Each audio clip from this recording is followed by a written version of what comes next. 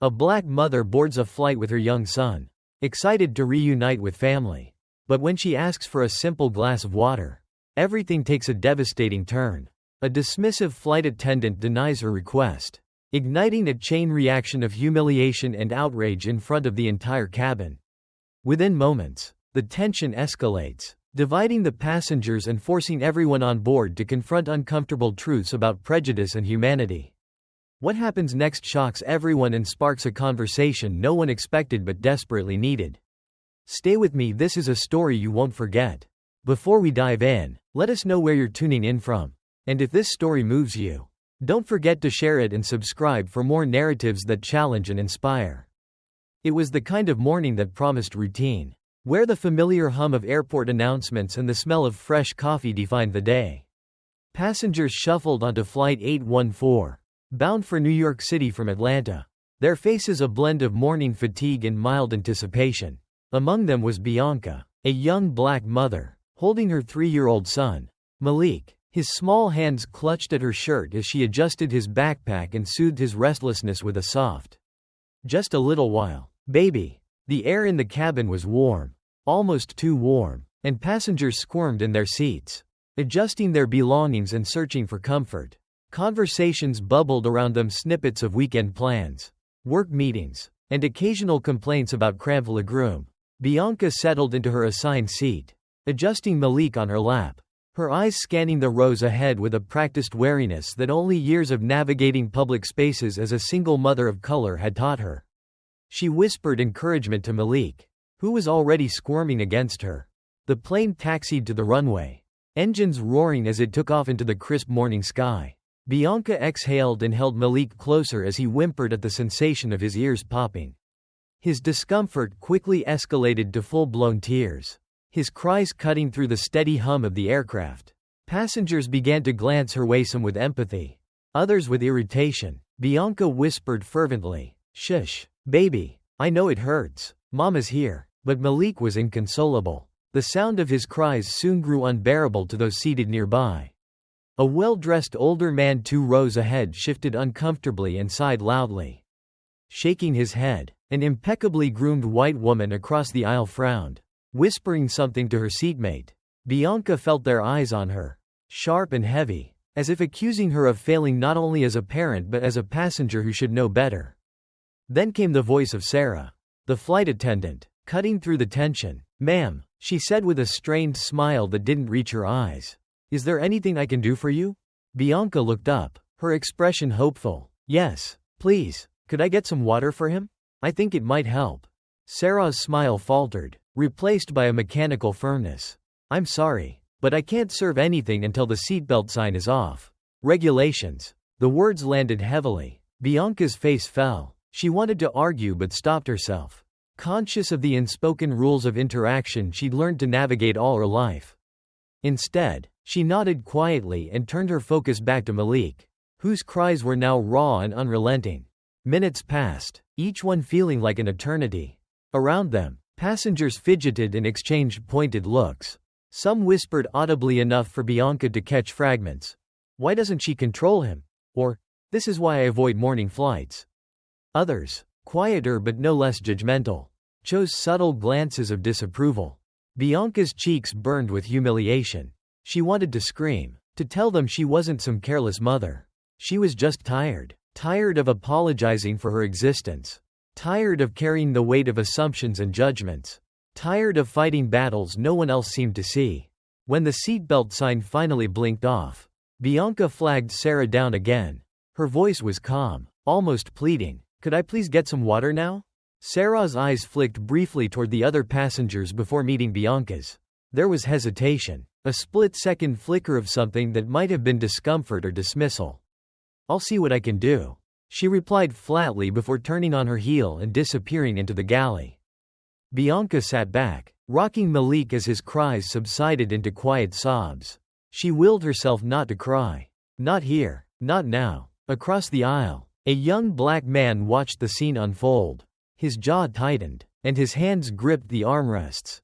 Behind Bianca, an elderly white woman leaned toward her husband and murmured, "It's not just the child. It's the way she's being treated." The tension in the cabin thickened. invisible but suffocating. Sarah returned moments later, her tray empty. "I'm sorry, ma'am, but we're short on supplies until after service starts." Bianca stared at her, stunned. The rejection wasn't just about water, it felt deeper, heavier, layered with the weight of countless indignities she'd endured. Around them, whispers swelled. "Did she just say no?" someone muttered. A middle-aged man seated a few rows up shook his head and turned to the passenger beside him.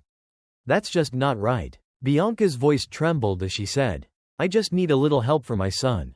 Please." Sarah's expression hardened. "I'm doing the best I can. Ma'am, please understand, I have other passengers to attend to." The woman's tone cut through the air like a blade. Bianca's heart pounded as she felt the simmering anger around her begin to rise. What had been irritation and whispers was morphing into something more tangible: indignation. Solidarity. "Excuse me, Mr. Harris." The elderly man behind Bianca finally stood. His voice was loud, firm, and carried the weight of years. "This is unacceptable. That child is in distress. You're telling me there's nothing you can do?" Sarah stiffened, her professional demeanor faltering under the pressure of his gaze and the murmurs growing louder around her. "Sir, I understand your concern, but I have to follow the rules." "What about basic decency?" Mr. Harris shot back. His voice was clear, unwavering. "Does that have a regulation?" The cabin fell silent except for Malik's soft cries. Passengers turned to look at Bianca, at Sarah, at Mr. Harris. The air was thick with unspoken questions. Was this about a cup of water? Or was it about something much larger, much older, that had simmered beneath the surface for far too long? The tension was no longer just about the cries of a child. It was about who deserved compassion and who didn't. About the invisible lines drawn every day, in every space, that decided whose needs were worth acknowledging and whose were not. The flight wasn't even halfway to New York. But for those on board, it was already careening toward a confrontation they would not soon forget. If you agree with how the main character handled the situation and believe in standing up for dignity and fairness, press 1 now to show your support. The cabin had fallen into a strained quiet, broken only by the hum of the plane and Malik's fading sobs. The other passengers shifted uneasily in their seats, glancing toward Sarah, who was now hastily stacking cups on her tray as if hoping the busyness of her hands might shield her from the weight of their eyes. Bianca rocked Malik gently. Her body slumped against the seat as exhaustion clung to her like a heavy cloak. Her lips moved silently, murmuring prayers that felt too small against the suffocating air of judgment around her. From the front of the plane, a man with a gray blazer and a sharp haircut cleared his throat. He stood slowly, adjusting his tie as if this simple act would fortify him. "Excuse me," he called, his voice calm but sharp enough to slice through the tension. "Is this how Delta treats paying customers in need?" Heads turned toward him as his words reverberated through the cabin. Sarah froze mid-motion, her face carefully neutral, though the faint flush creeping up her neck betrayed her unease. She opened her mouth to reply, but the man raised a hand, silencing her. "Don't bother with the corporate script," he said coolly. "We've all seen how you dismissed that mother." His words hung in the air like a live wire, electrifying the passengers. Some nodded subtly, while others exchanged murmured agreements. The woman across the aisle from Bianca, a middle-aged white woman with pearl earrings, leaned forward. "It's disgraceful," she said, loud enough for Sarah to hear. "You'd think compassion was a banned substance these days." Bianca wanted to shrink into her seat, to disappear, but Malik's soft sniffles kept her rooted in the moment. She glanced at the man in the blazer, her lips parting as if to thank him. But no words came. She didn't trust her voice not to betray the swelling knot in her throat. Sarah stepped forward, her professional smile as taut as a rubber band stretched to its limit. "Sir, I understand your concern," she began, her tone clipped, "but regulations exist for everyone's safety. And safety requires withholding water?" The man's tone was sharp now, no longer measured. "Let's call this what it is: indifference." The murmurs among the passengers grew louder, rising and falling like waves. Whispers turned to voices, and voices turned into a symphony of dissent. An elderly black woman seated near the window closed her book with deliberate slowness, her glasses perched low on her nose. She spoke with the weary authority of someone who had lived through too much to stay silent. "It's not just indifference," she said, her voice calm but unwavering. It's selective indifference. The cabin quieted momentarily, the weight of her words landing like a stone dropped into a still pond. Bianca felt the truth of them ripple through her. This wasn't just about a cup of water. It was about something deeper. Something older. Something that had shaped every inch of her life. Even in moments as mundane as a flight from Atlanta to New York. Sarah's lips pressed into a thin line, her composure beginning to crack. "I'm doing my job," she snapped, her voice sharper than she intended. The tension escalated immediately, the air so thick it seemed to vibrate.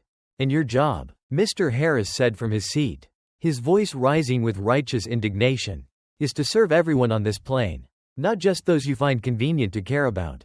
The words struck a chord, a deep one, and passengers began to shift in their seats. The collective discomfort morphing into something more potent anger. The man in the blazer folded his arms across his chest. "You see it every day," he said, addressing the cabin now, his voice carrying a grim certainty. "People like her are always the first to be ignored, the first to be treated like they don't matter." Bianca's cheeks flushed as if the words themselves were a spotlight. She wanted to tell them to stop, that she didn't need this kind of attention. But a part of her, the part that had endured years of subtle slights and unspoken dismissals, wanted to let them speak. To let the injustice be named for once. Sarah's hands clenched into fists at her sides. "I will not be accused of discrimination," she hissed, her voice low but venomous. "I treat everyone equally." The elderly woman near the window shook her head slowly. "That's the problem," she said, her voice quiet but cutting. "Equal doesn't mean fair. Fair means understanding who needs help and giving it without hesitation." A hush fell over the cabin, punctuated only by the faint rustling of passengers shifting in their seats. The words hung heavy in the air, undeniable in their truth. Sarah stood frozen, her face pale, as if the weight of the cabin's collective judgment had physically rooted her in place. Bianca tightened her hold on Malik, her mind racing. She didn't ask for this battle. She hadn't asked to become the unwilling symbol of something larger. But here it was, unfolding around her, with all the inevitability of a storm gathering speed. And then, like a spark igniting dry tinder, a voice from the back of the plane broke the silence. "She's right," said a young white woman with a backpack at her feet. Her voice was tentative but grew stronger with each word. "This isn't just about one bad decision. It's about what that decision says." The murmurs began again, louder this time. Passengers started to sit straighter, their eyes darting between Bianca and Sarah, between the man in the blazer and the elderly woman, their collective unease boiling over into something far more dangerous, a demand for accountability. Sarah opened her mouth to speak, but no words came. She turned and walked briskly toward the galley, her composure shattered. The cabin watched her retreat, a mixture of triumph and frustration simmering in the air. Bianca looked down at Malik, who had finally fallen silent, his small face pressed against her chest. The tension in her own body began to ease. But she knew this wasn't over. It never was. For the first time, she allowed herself to meet the gaze of those around her. And what she saw there wasn't pity, it was understanding. And that, perhaps, was the most unexpected thing of all. If you agree with how the main character handled the situation and believe in standing up for dignity and fairness, press 1 now to show your support. The cabin hummed with quiet unease, a tension so thick it seemed to press against the walls of the plane. Bianca sat rigid in her seat, clutching Malik as he drifted into a restless sleep. Her heartbeat was still loud in her ears, the echoes of the confrontation swirling in her mind. Around her, the passengers buzzed with muted conversations, their voices low but charged, like the rumble before a thunderstorm. In the galley, Sarah leaned against the counter, her back turned to the cabin. Her hands trembled as she gripped the edge of the sink. She had thought this job was about control, about professionalism, about keeping order in the chaos of the skies. But now, she felt the order slipping through her fingers. The cabin's collective judgment bore down on her like a weight she couldn't shake. Back in the cabin, the elderly woman near the window adjusted her glasses and turned to her seatmate. Her voice clear enough to carry but not loud enough to seem confrontational. "It's not just about her attitude," she said softly. "It's about what her refusal represents. How many times do we have to be told, 'Not now,' when we ask for the bare minimum?" Her words rippled through the rows, drawing nods and murmurs of agreement. A younger black man across the aisle leaned forward, his eyes hard with frustration. Every time, it's the same, he muttered. We're too loud, too demanding, too much. But when we stay quiet, we're ignored. A middle-aged white man 2 rows ahead turned in his seat. His expression pinched. Look, I get it, he said cautiously, his tone trying to bridge a gap he didn't fully understand. But maybe it really is just policy. Maybe it's not about race. The younger man's jaw tightened, his voice rising just enough to draw attention. It's always just policy, isn't it? Funny how that policy always works against us. Bianca stiffened, her grip on Malik tightening. She didn't want this debate. This spotlight. This uncomfortable truth laid bare at 30,000 feet. But it was too late. The cabin had become a microcosm of a larger, unspoken reality, one that every person on that plane carried with them. Knowingly or not, Sarah re-entered the cabin, her face a mask of forced calm. She moved down the aisle with robotic precision, avoiding eye contact, her hands stiff at her sides. The passengers watched her like hawks, their unspoken questions sharpening the air around her. Excuse me, the man in the blazer said, standing again. His voice carried authority now, commanding attention. Are we going to get an explanation for what just happened? Or are you hoping we'll all forget by the time we land? Sarah froze, her gaze snapping to him. Sir, she said, her tone brittle. I've already explained. We have regulations. I'm following the rules. The rules, Mr. Harris interjected, his voice cutting through hers, are not the issue. The issue is your refusal to see what's in front of you. A crying child, a mother asking for help. And your answer was to do nothing. The cabin erupted into murmurs. Louder this time, the passengers emboldened by the voices speaking what many had been too afraid to say. Sarah's composure cracked further, her hands clenching at her sides. I'm doing my job, she said, her voice rising defensively. I treat everyone the same. No, you don't, the elderly woman said from her seat. You treat people how you've been conditioned to see them. And you see us as less. The accusation hung in the air, stark and undeniable. Sarah opened her mouth, then closed it, her mind scrambling for a response that wouldn't deepen the divide. But the silence only made the passengers' frustration louder. A younger white woman in yoga pants and a hoodie spoke up from the middle of the cabin. Her voice tentative but insistent. She's right, she said. I saw it. You didn't even hesitate to serve the people in first class. But when it came to her, she pointed to Bianca. You suddenly needed to follow every rule to the letter. The tension in the cabin reached a fever pitch, the murmurs escalating into a cacophony of voices. Some passengers sided with Sarah, insisting she was just doing her job. Others rallied behind Bianca, calling out the injustice that had unfolded before them. It was no longer just a disagreement, it was a reckoning. Bianca wanted to disappear, to fold into herself and shield Malik from the weight of it all. But then Mr. Harris stood again, turning to face the passengers, his voice steady and resolute. This isn't about one woman, one flight, or one moment, he said. It's about what happens when we allow these small indignities to go unchecked. It's about what we're willing to accept, not just for ourselves but for each other. The cabin fell silent, his words resonating in the charged air. Even Sarah stood still, her eyes darting between the passengers and the floor.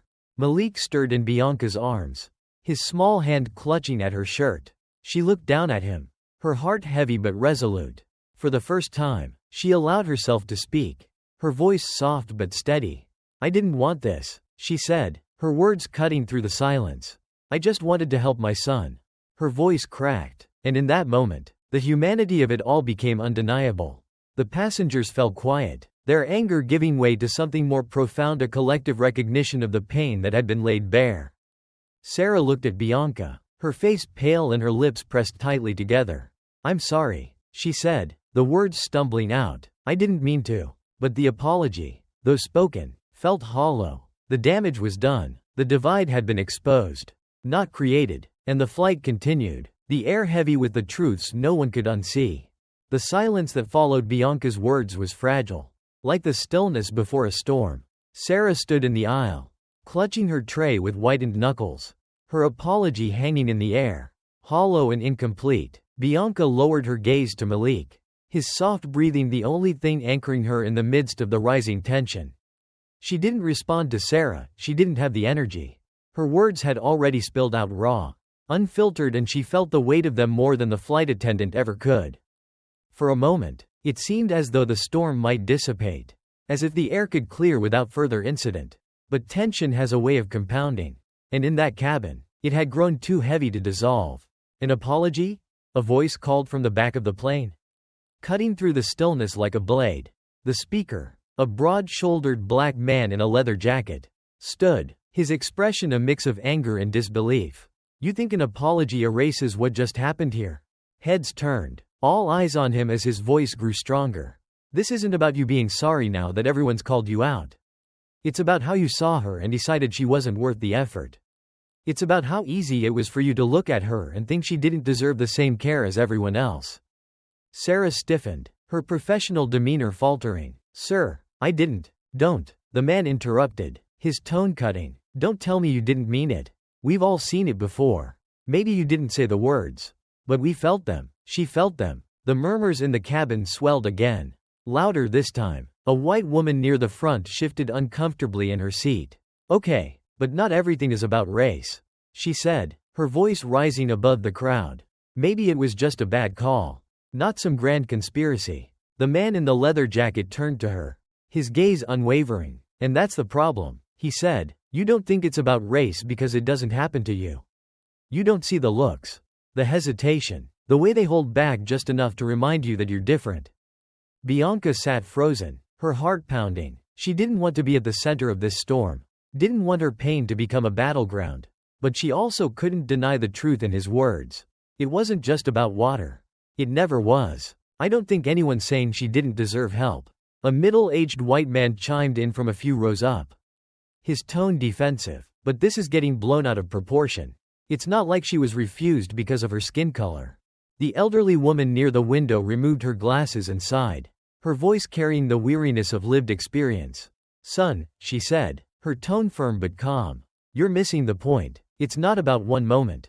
It's about a lifetime of moments, stacking one on top of the other, until you're buried under them. This isn't new. It's just the first time you've noticed. The man in the blazer, who had been quiet since his initial confrontation with Sarah, stood again. She's right, he said. This isn't just about today. It's about every time someone like her, someone like me, has been told to wait, to be quiet, to stop asking for things we have every right to expect. Sarah took a step back, her face pale, her grip on the tray loosening. She looked around the cabin, her eyes darting from face to face as the passengers voiced their frustrations. The unity of their anger was palpable, a force she hadn't anticipated. I was just following policy, she said, her voice trembling. I didn't mean. Policy isn't an excuse, the elderly woman said sharply. Policy didn't stop you from helping other passengers. Policy didn't make you ignore her. The tension in the cabin reached a boiling point. Passengers who had stayed silent began to speak, their voices blending into a chaotic chorus. Some defended Sarah, insisting she had only been doing her job. Others condemned her, their anger fueled by years of their own experiences with microaggressions and dismissals. The divide wasn't just between races. It was between those who saw the unspoken truth and those who refused to acknowledge it. Bianca felt like the walls of the plane were closing in. Malik stirred in her arms, his small hand brushing against her cheek. She looked down at him, her heart aching. He deserved better than this. He deserved a world where his cries wouldn't be ignored, where his mother wouldn't be reduced to a symbol of other people's guilt and anger. Enough, Bianca's voice rang out, startling the cabin into silence. She stood, her knees trembling but her voice steady. Enough, she repeated, her eyes sweeping over the rows of passengers. This isn't about all of you. This is about my son. The cabin fell silent, the weight of her words pressing down on everyone. She looked at Sarah, her gaze unwavering. You made a mistake, she said, her voice quieter now but no less firm. And I hope you learn from it. But I don't need your apology. I need you to do better. Sarah's lips parted as if to respond, but no words came. She nodded stiffly and turned, retreating to the galley. The cabin remained quiet, the tension shifting into something more contemplative. Bianca sat back down, cradling Malik in her arms. She could feel the stares, the unspoken apologies, and the lingering discomfort, but she didn't care. For now, she focused on her son, his small hand clutching hers, his breath steady against her chest. The plane flew on, the hum of the engines filling the silence. In that moment, the passengers were no longer just individuals on a flight, they were witnesses. Each carrying their own piece of the story, their own reckoning with what they had seen. The world outside the plane remained vast and indifferent. But inside, something had shifted. For better or worse, the quiet truths of everyday life had been spoken aloud. And once spoken, they could not be ignored. The plane's cabin, once alive with tension and righteous indignation, now simmered with a quieter, heavier unease. It was the kind of silence that lingered not because everything had been resolved, but because no one quite knew what to do with the truth that had just been laid bare. Bianca sat in her seat, her body stiff as stone, her hand resting lightly on Malik's back. She wanted to exhale, to let herself believe the worst was over.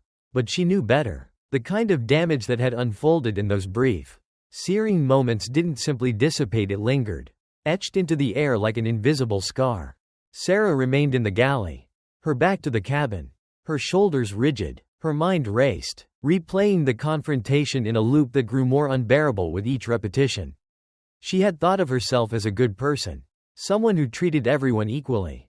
But now, faced with the raw accusations from the passengers and the weight of her own missteps, she felt something unraveling within her. Was it guilt, shame, or something harder to admit, fear that the person they accused her of being wasn't a stranger to her, but someone she had always been? As the flight continued, the passengers began to settle back into their seats, but the air remained charged.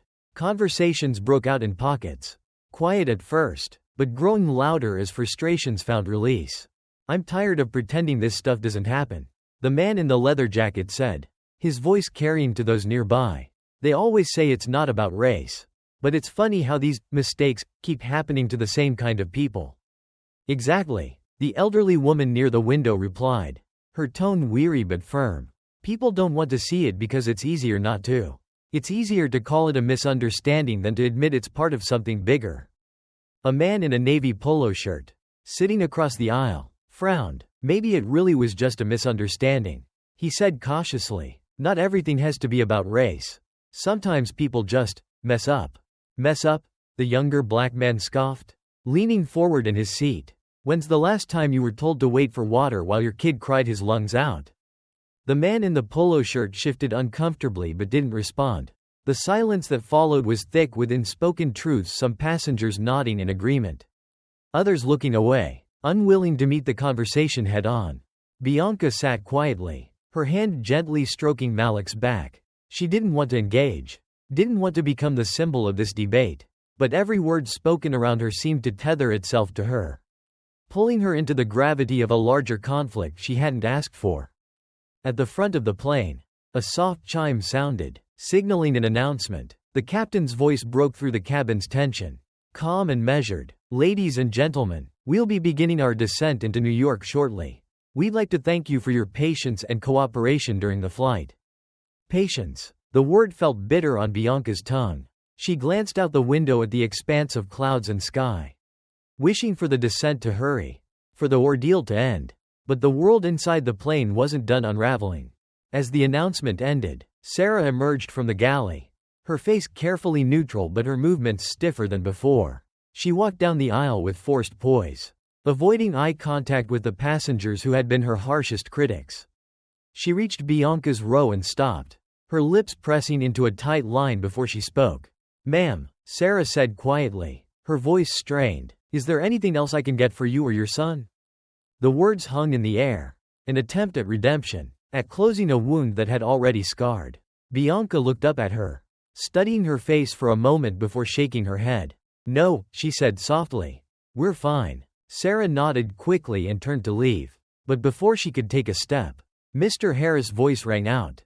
"Hold on." He stood again, his presence commanding as he faced Sarah. "Is that it? A quick, anything else I can get you, and we move on like none of this happened?"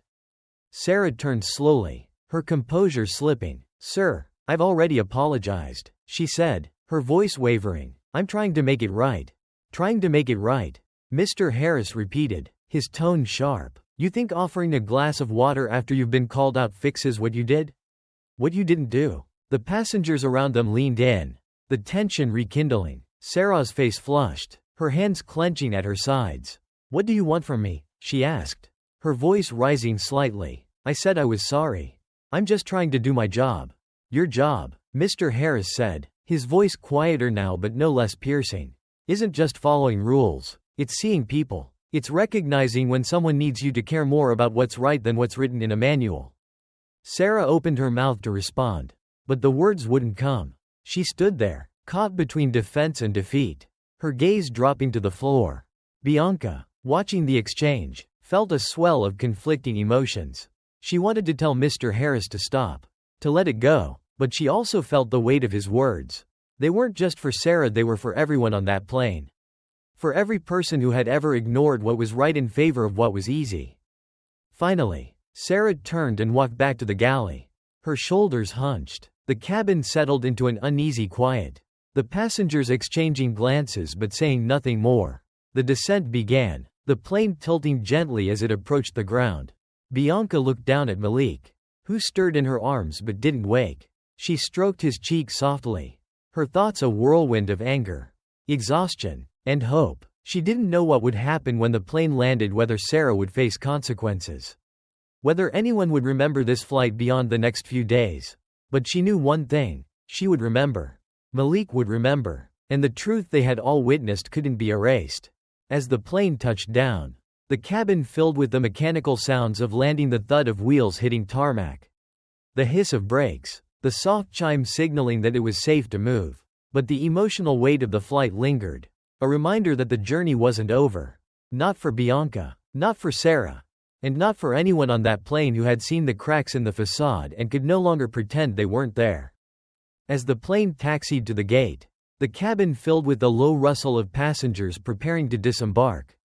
Seatbelts unclicked, bags shifted in overhead compartments, and murmured conversations began to ripple through the rows. But the tension from the earlier confrontation lingered, hanging in the air like smoke after a fire.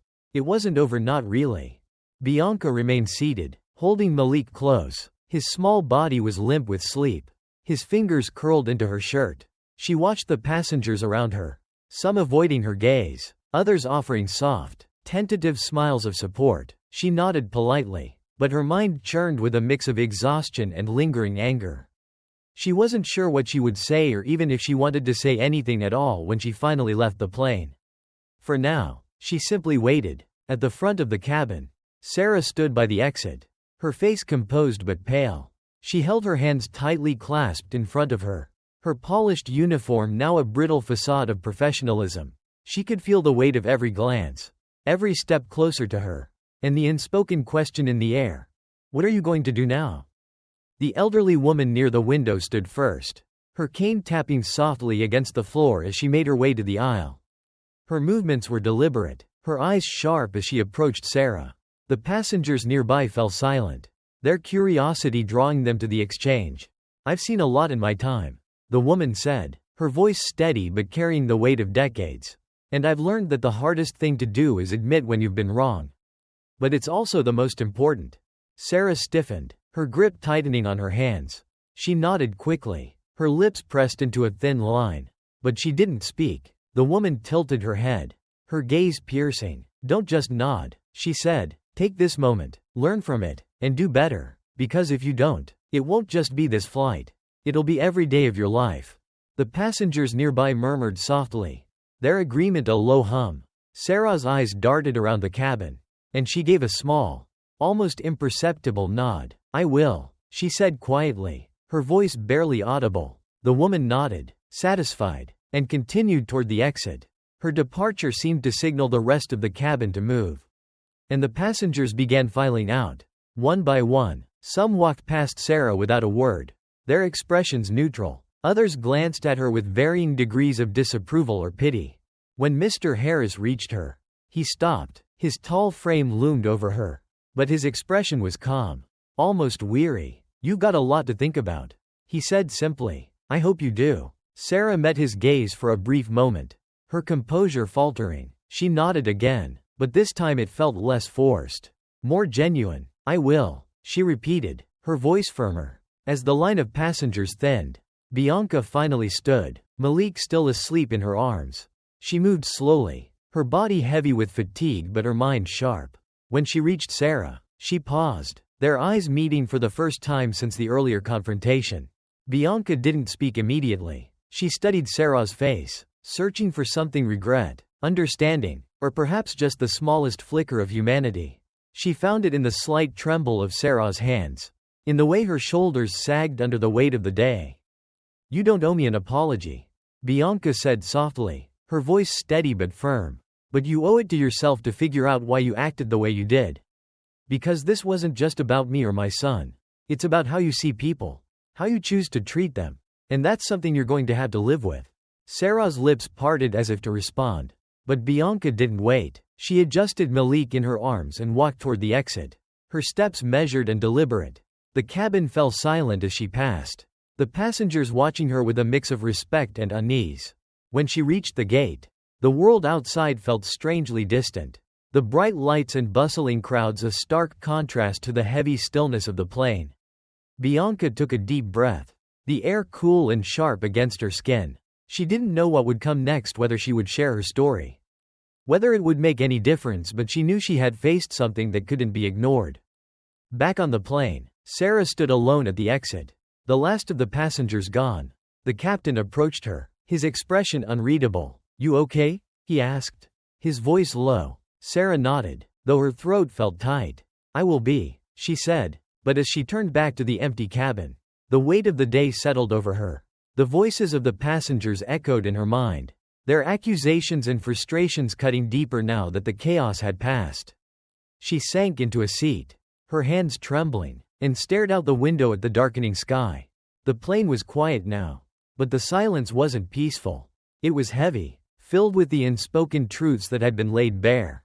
And for the first time, Sarah felt the full impact of what had happened, not just the confrontation, but the realization that her actions, or lack thereof, had been shaped by something far deeper than policy. It was a reckoning she hadn't expected, and one she couldn't escape. The airport terminal hummed with the mundane rhythm of arrivals and departures. A place of constant motion where moments of human connection and conflict are swallowed whole by the unrelenting machinery of modern life. Bianca walked through the crowd, Malik still asleep in her arms, her steps slow and deliberate. Her body ached from the long flight, but it was the emotional weight of the day that left her drained. She tried to focus on the here and now, the signs directing her to baggage claim, the jostling of travelers around her, but the echoes of what had unfolded on the plane clung to her like a second skin. She found a quiet corner near the baggage carousel and sat down, cradling Malik as he stirred. His small hand brushed against her face, and she kissed it instinctively, her heart tightening. For him, she thought, every fight, every indignity endured, every moment of strength summoned, it was all for him. But the resolve that carried her through the flight now felt frayed. And she wondered how many more battles she would have to fight just to carve out a world where her son could grow up free of the weight she carried. Across the airport, Sarah sat in a sterile conference room, her uniform jacket folded neatly over the back of her chair. She was alone, save for the faint buzz of a fluorescent light overhead. The room smelled faintly of coffee and cleaning supplies. A space designed for utility, not comfort. Sarah fidgeted with her hands, twisting the wedding band on her finger as she waited. The silence was oppressive, leaving her alone with her thoughts and the unrelenting memory of the confrontation on the plane. When the door finally opened, her supervisor, Ms. Delgado, stepped in, her heels clicking sharply against the linoleum floor. She was a tall woman with a commanding presence, her hair pulled into a tight bun and her expression unreadable. She carried a thin folder, which she placed on the table between them before sitting down. For a moment, she said nothing, her dark eyes studying Sarah with a calm intensity. "Sarah," Ms. Delgado began, her voice low but firm, "I've been briefed on what happened during your flight. I've also reviewed the passenger reports." Sarah's throat tightened. She nodded, though she wasn't sure what to say. Ms. Delgado opened the folder and glanced at the papers inside. "Let's start with the basics. Do you understand why we're here?" Sarah hesitated, her fingers curling against the edge of the table. "Because I mishandled the situation," she said finally, her voice barely above a whisper. "Mishandled?" Ms. Delgado raised an eyebrow. "That's one way to put it. But I think you know it goes deeper than that." Sarah looked away, her gaze fixed on a scuff mark on the floor. "I was following policy," she said, though the words felt hollow even to her. Ms. Delgado leaned forward, folding her hands on the table. Policy is a framework, not an excuse, she said, her tone sharpening. Your job is to serve the passengers, to ensure their safety and comfort. And in that moment, you failed. You allowed your adherence to policy to override basic human decency. Do you understand how damaging that is not just to you, but to the airline? Sarah nodded, her chest tightening. I understand, she said softly. Good, Ms. Delgado said, her tone softening slightly. Because understanding is the first step. But it's not enough. You need to do more than acknowledge what went wrong. You need to reflect on why it happened. The room fell silent, and for a moment, Sarah thought about the faces on the plane, Bianca's exhaustion, Mr. Harris' anger, the quiet disapproval in the eyes of so many passengers. She thought about the way her own actions had felt justified in the moment. How she had clung to the rules as a shield against something she hadn't wanted to confront. I think, Sarah began, her voice trembling, I think I let my assumptions get in the way. I didn't see her Bianca for who she was. I only saw a problem I didn't want to deal with. Ms. Delgado nodded slowly. And why do you think that is? Sarah hesitated, her hands tightening into fists. She wanted to blame the stress of the job, the pressure to follow protocol, the unspoken expectations of professionalism. But none of those excuses held up against the truth. She swallowed hard, her voice barely above a whisper when she finally spoke. Because I've been conditioned not to see people like her, she admitted, not fully. The words hung in the air, stark and uncomfortable. Ms. Delgado didn't respond immediately, letting the weight of the admission settle between them. That's a start, she said finally. But it's not enough. Recognizing your bias is only the first step. Changing it, actively working to unlearn it, that's the real challenge. And it's not something you can do overnight. Sarah nodded, her shoulders slumping under the weight of her supervisor's words. What happens now? She asked quietly. Ms. Delgado leaned back in her chair, her expression thoughtful. You'll be placed on probation, she said. You'll attend additional training on cultural sensitivity and conflict resolution. And you'll write a formal letter of apology to Ms. Carter. Bianca. The name hit Sarah like a blow, grounding her in the reality of what she had done. She nodded, her voice steady but subdued. I'll do it. Good, Ms. Delgado said, standing and gathering the folder. This is your chance to prove that you can grow from this. Don't waste it. As Ms. Delgado left the room, Sarah sat alone once more, the weight of the day pressing down on her. She thought of Bianca, of Malik, of every passenger who had looked at her and seen a failure. And for the first time, she allowed herself to feel the full weight of their disappointment, not as a burden to be deflected, but as a lesson she needed to carry forward. In another corner of the airport, Bianca watched Malik stir awake, his small face breaking into a sleepy smile. She kissed his forehead, her heart swelling with love and determination. Whatever battles lay ahead, she would face them for him, for herself, and for every mother who had ever been told to wait, to be quiet, to endure. The airport buzzed around them, indifferent as ever. But in that moment, Bianca knew that the fight for dignity and recognition was one she could not abandon. No matter how many times the world tried to ignore her, the days after the flight stretched long and unyielding, filled with echoes of what had transpired at 30,000 feet. For Bianca, life moved forward as it always did, unevenly and without apology. She returned to her small apartment in Atlanta, the place where the rhythms of her life revolved around Malik's laughter, his tantrums, his needs. But even as she folded laundry or prepared meals, the memory of that flight lingered like a bruise, tender and unshakable. For Sarah, the aftermath was less forgiving.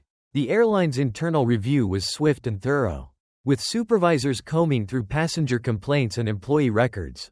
The mandated training sessions came quickly, thrusting her into sterile conference rooms where words like implicit bias and microaggressions were spoken with the clinical precision of someone else's problem. But Sarah couldn't escape the realization that they weren't talking about someone else. They were talking about her. The first session was almost unbearable.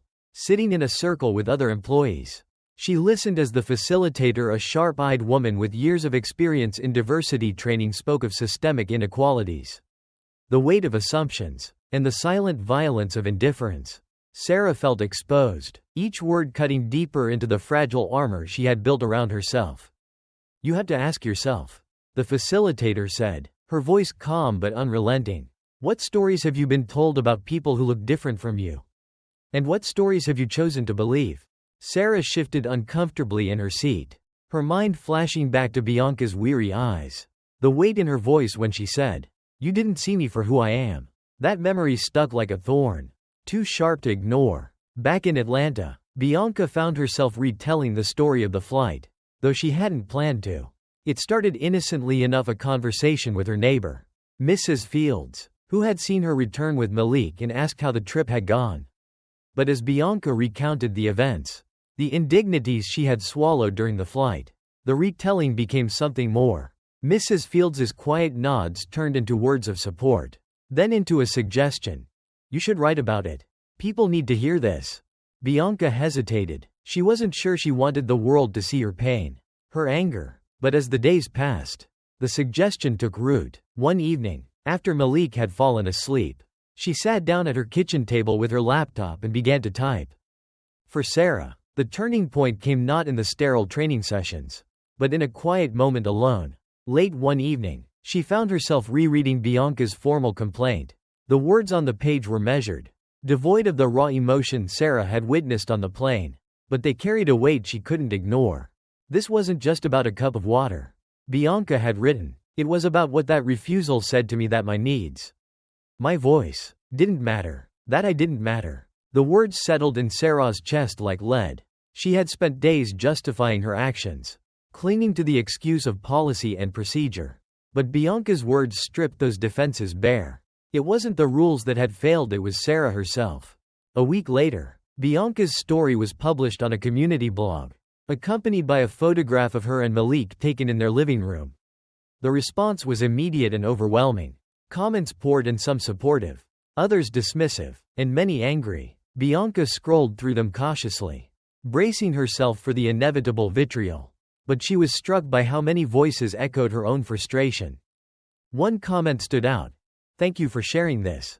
It's exhausting carrying these stories. But it's even more exhausting staying silent." Bianca exhaled slowly, her resolve hardening. She hadn't asked to become a symbol. But if her story could make even one person think differently, it would be worth it. By the time Sarah's letter of apology arrived, Bianca had almost forgotten the airline had promised it. The envelope was plain and unassuming, the company's logo stamped neatly in the corner. She opened it carefully, scanning the words with a critical eye. "Dear Ms. Carter," it began, "I want to express my deepest apologies for the way I handled the situation during your flight. I failed to meet the basic standards of care and empathy that my role requires. And for that, I am deeply sorry." The letter went on, acknowledging the harm caused and promising to do better. But what struck Bianca most wasn't the apology itself, it was the handwritten note at the bottom. "This experience has taught me more than I can say. I'm committed to changing the way I see and treat others. And I owe that realization to you. Thank you for holding me accountable." The signature was simple, Sarah. Bianca set the letter down and stared at it for a long moment. It didn't erase what had happened, it couldn't. But it was a start. The next time Sarah boarded a plane, she carried the memory of Bianca and Malik with her. She carried the weight of her mistakes. Yes, but also the knowledge that change was possible. Every interaction, every passenger, became a chance to choose differently, to see more clearly. For Bianca, life continued as it always did, with its challenges and triumphs. But she carried something, too, a quiet, steely determination to make the world see her and her son for who they were. And if that meant telling her story again and again, she would do it. Because sometimes, change begins not with grand gestures, but with the courage to speak the truth and the humility to hear it. The weeks following the flight were a collision of worlds. For Sarah, the days began and ended in reflection, with moments of clarity arriving in the least expected places: a glance at a passenger's weary face, a conversation overheard in the break room, or the quiet solitude of her own thoughts. Each instance served as a reminder that the line between intention and impact was razor thin. She had always thought of herself as fair, but fairness, she was beginning to learn, wasn't enough. For Bianca, the fallout of sharing her story had been both empowering and exhausting.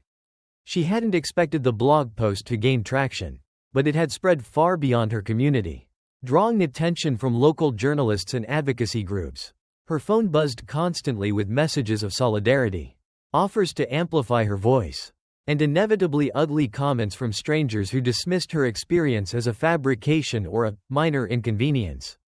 Yet amidst the chaos, Bianca found purpose. She agreed to speak on a local radio program, her voice steady as she recounted the flight. She joined a panel discussion hosted by a community center, where mothers shared their own stories of feeling unseen and unheard. Each time she spoke, her conviction grew. This wasn't just about her or Malik, it was about the countless others who carried similar wounds, invisible to those who refused to look. One crisp autumn morning, Sarah arrived at the training center for her final workshop. This session was different, the facilitator explained, designed to push participants into discomfort. The room was small, with just a handful of flight attendants seated in a circle. On the table in front of them was a box of photographs. Each of these images tells a story, the facilitator said. Your job is to imagine the person behind the photo and share what you see. Sarah's hands trembled slightly as she reached for a photograph. It was a black and white image of a woman seated on a bus, her hands clutching a child's backpack. The woman's eyes were tired, her shoulders hunched, as though she carried the weight of the world on her back. I see. Someone who's doing her best, Sarah said after a long pause. Her voice wavered, and she felt the other participants watching her. She's probably exhausted. She's probably had to fight for things that other people take for granted. The facilitator nodded, but said nothing. The silence pressed on Sarah, urging her to continue. And maybe she's had to deal with people like me, Sarah admitted, her voice breaking. People who didn't see her, who dismissed her because it was easier than acknowledging her struggle. The room was quiet as Sarah set the photograph down, her chest tight with emotion. For the first time, she allowed herself to sit fully in the discomfort, to confront the harm she had caused not just to Bianca, but to others whose stories she would never know. In Atlanta, Bianca stood in front of a modest crowd at the local library, Malik fidgeting beside her as she addressed the room. She had been invited to speak as part of a panel on racial bias in everyday life. And though she was nervous, she knew the importance of showing up. I didn't want to write about what happened on that flight, Bianca said, her voice steady but tinged with emotion. I didn't want my pain to become public. But I realized that staying silent wouldn't protect me or my son from the things we face every day. It wouldn't change anything. She glanced at Malik, who was tracing shapes on the edge of the table with his finger. I tell my son every day that he matters, she continued, but how can he believe that if the world keeps showing him otherwise? That's why I speak up, because I want him to grow up in a world that sees him for who he is, not for what they assume about him. The audience erupted in applause, but Bianca barely heard it. Her focus was on Malik, whose small face had lit up with a smile at her words. The ripple effects of Bianca's story reached Sarah in ways she hadn't expected. One afternoon, scrolling through her phone, she came across an article about the panel discussion. Bianca's photograph accompanied the piece, her face calm but resolute. Sarah read the article 3 times, her chest tightening with each word. The story was raw and unflinching, laying bare the wounds of that day and the larger, systemic issues it represented. But what struck Sarah most was the final paragraph, a quote from Bianca. Change doesn't come from silence, Bianca had said. It comes from the courage to name what's wrong and the willingness to do better.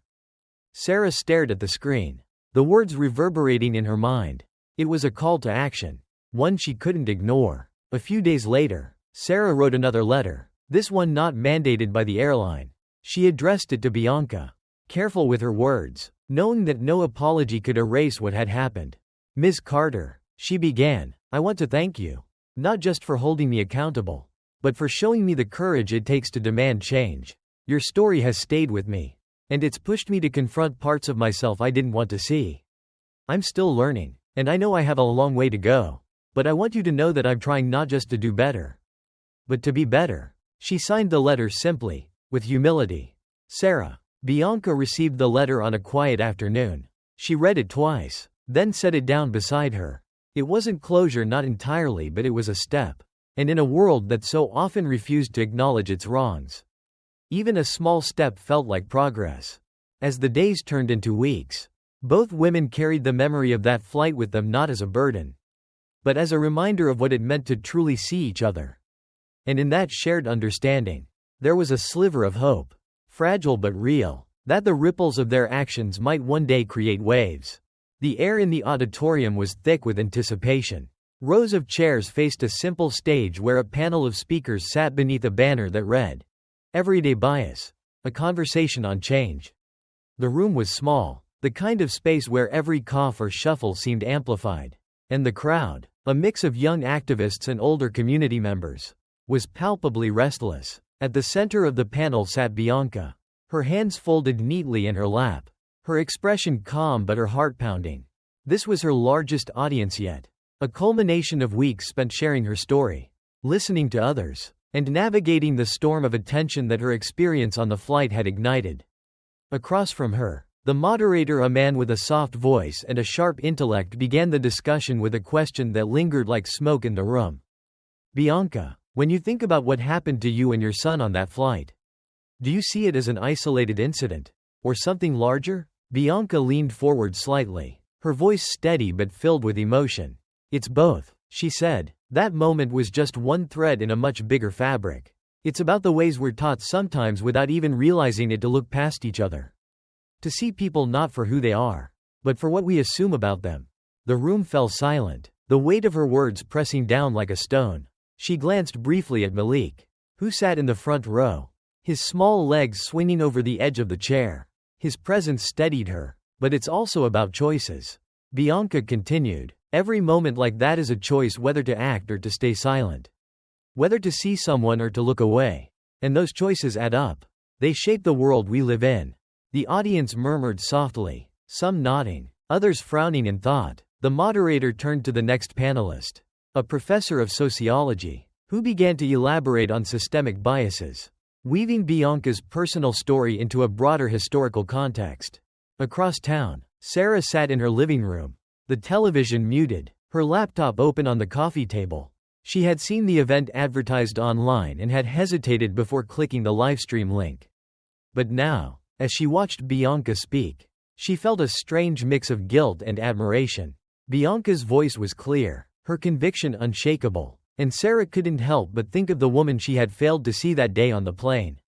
The camera panned to the audience, capturing faces of all ages and races, some leaning forward, others scribbling notes, but all visibly engaged. For the first time, Sarah saw the ripple effects of what had happened, the way that one moment of conflict had sparked a much larger conversation. As the panel discussion continued, a man in the audience stood to ask a question. He was middle-aged, with salt and pepper hair and a stern expression. His voice carried the weight of frustration and skepticism. "With all due respect," he began, "what happened to you was unfortunate. But isn't it unfair to say it's part of a larger problem? Sometimes people just make mistakes. Isn't it possible that this was one of those times?" The room tensed, a collective intake of breath as the audience waited for Bianca's response. She took a moment, her hands resting on the table in front of her. "It was a mistake," she said finally. "But mistakes don't happen in a vacuum. They happen because of the way we're conditioned to think, to act, to react. If you spend your whole life being told explicitly or implicitly that some people's needs matter less than others, that's not just a mistake. It's a pattern, and patterns don't break unless we confront them." The man's expression softened slightly. Though he didn't respond, Bianca turned her gaze back to the audience, her voice growing stronger. "I'm not saying everyone who makes a mistake is a bad person," she continued, "but I am saying we have to take responsibility for the harm we cause, whether we meant to or not. That's the only way anything changes." The room erupted into applause, the tension breaking like a wave. Malik grinned from his seat, clapping enthusiastically, and Bianca felt a swell of pride and relief. She had said what needed to be said. After the event, as the crowd dispersed and the panelists mingled with attendees, Bianca felt a tap on her shoulder. She turned to see a familiar face, Sarah, standing hesitantly at the edge of the room. "Sarah," Bianca said, surprised, "what are you doing here?" "I saw the livestream," Sarah said, her voice quiet but steady. "And I wanted to hear you in person, to understand better." Bianca studied her for a moment, searching for signs of insincerity but finding none. "And?" she asked. Sarah took a deep breath. "And I realized how much I still have to learn. Hearing you speak tonight, it made me think about all the moments I've missed. All the ways I've failed to see people. I'm sorry. Bianca. Truly. Bianca nodded, her expression softening. Apologies are a start, she said, but what matters is what you do next. Sarah smiled faintly, a glimmer of determination in her eyes. I won't waste the second chance you've given me. As Sarah walked away, Bianca turned back to Malik, who had wandered over to a table of snacks. He looked up at her, crumbs on his face, and grinned. In that moment, she felt a sense of clarity. The fight wasn't over, it never would be, but for the first time. She felt the faint stirrings of hope. Change, she realized, wasn't a single moment, it was a series of choices, each one building on the last. And tonight, they had taken another step forward. The night after the panel, Bianca sat on her small balcony, the city lights twinkling in the distance. Malik had finally fallen asleep, his breathing soft and rhythmic in the next room. The air was cool, carrying with it the faint scent of rain. She sipped her tea, her thoughts a whirlwind of the evening's events. She had spoken before crowds now, shared her story on platforms she never imagined. Yet, there was an ache she couldn't quite place, a heaviness that lingered.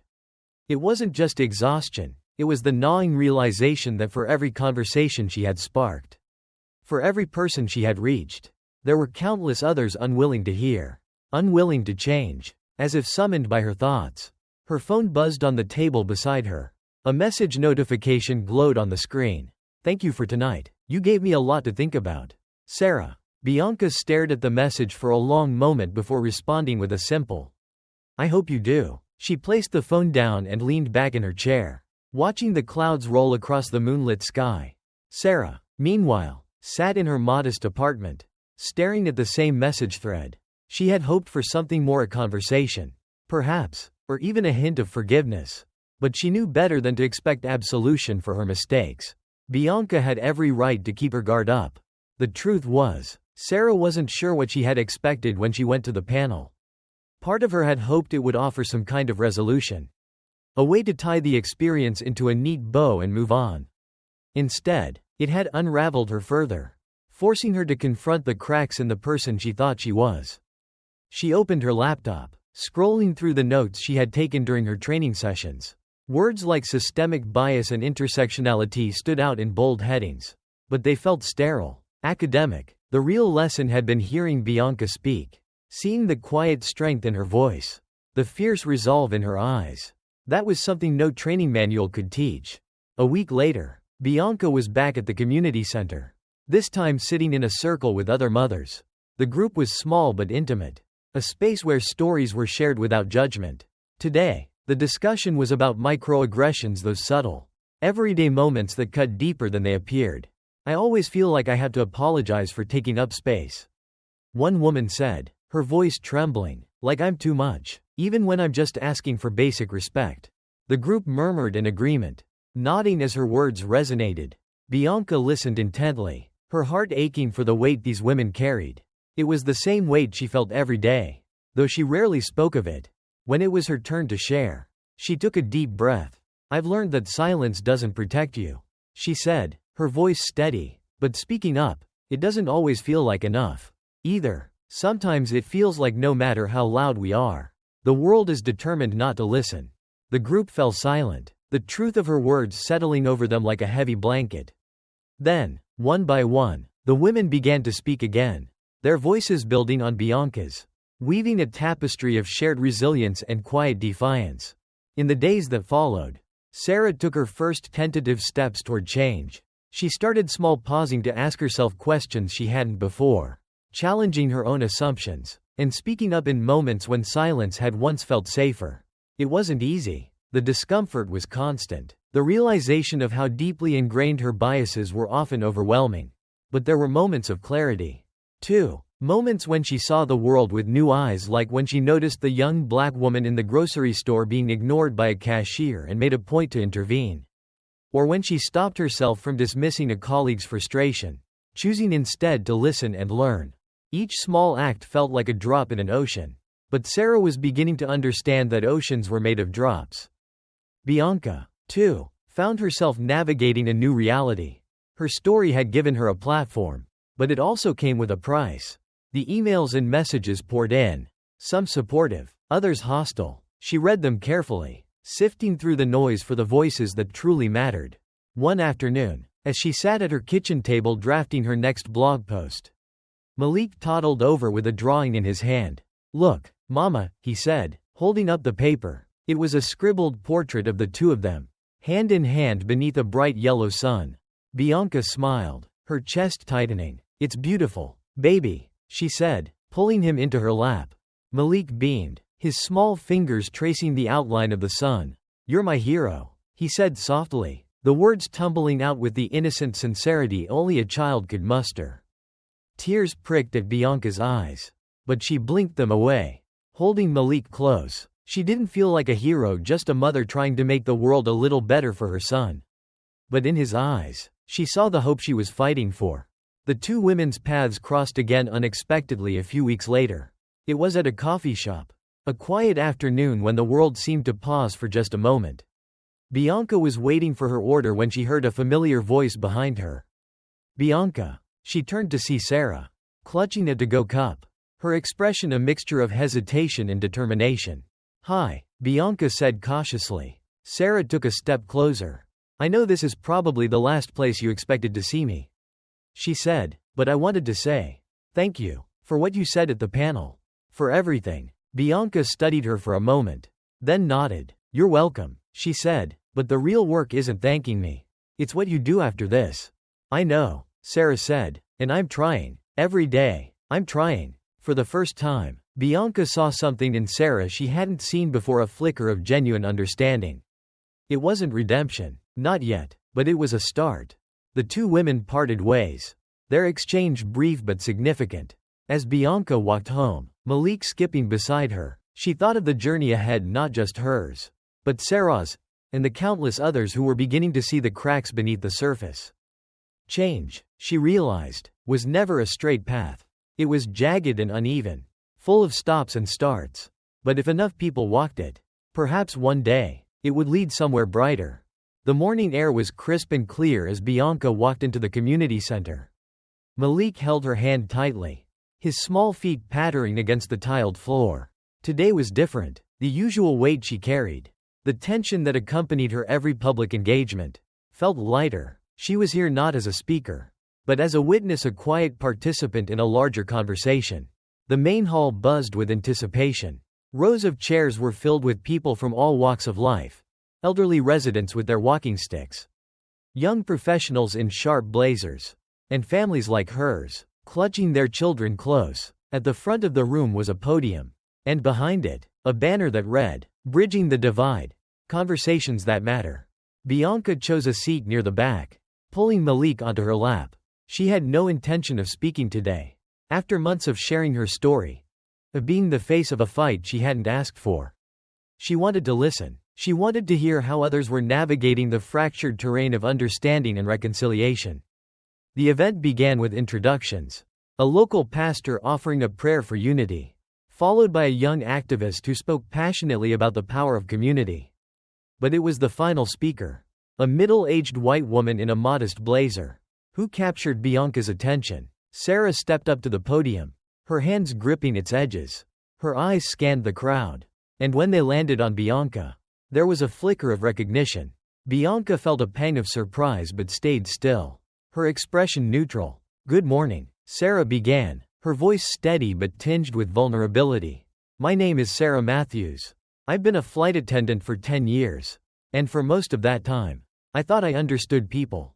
I thought I was someone who treated everyone equally, who saw them for who they were." She paused, her throat tightening. "But a few months ago, I learned that wasn't true. I learned it the hard way through my own failure."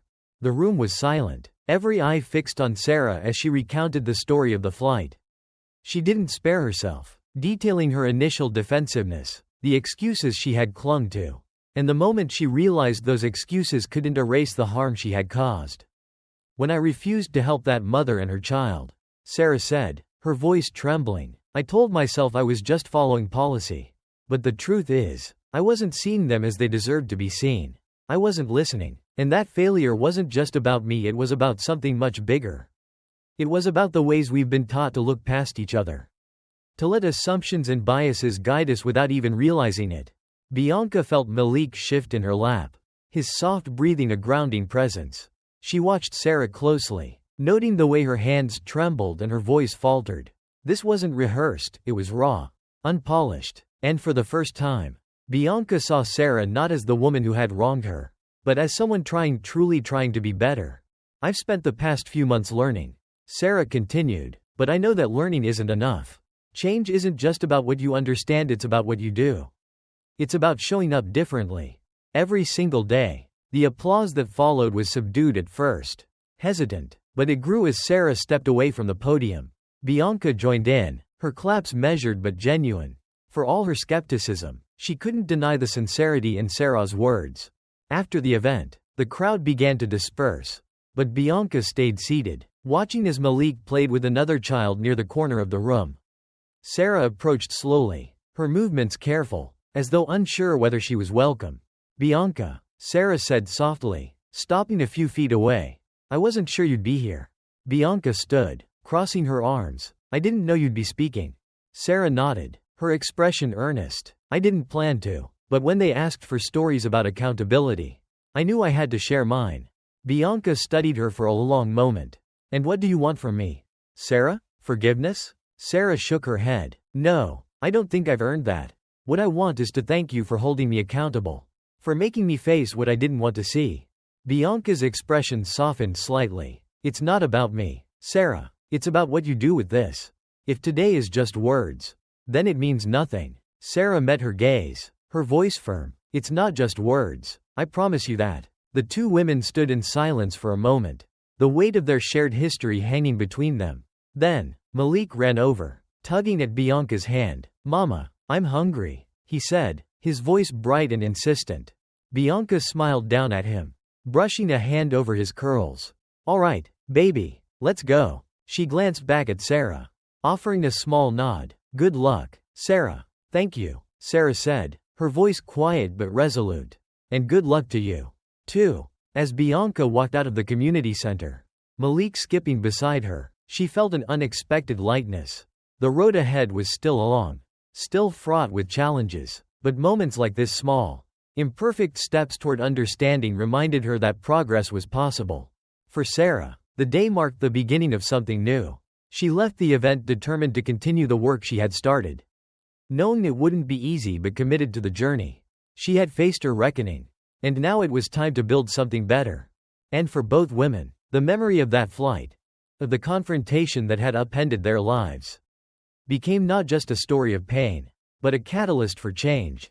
A reminder that even in the midst of division, there is always the possibility of finding common ground and the courage to walk it together.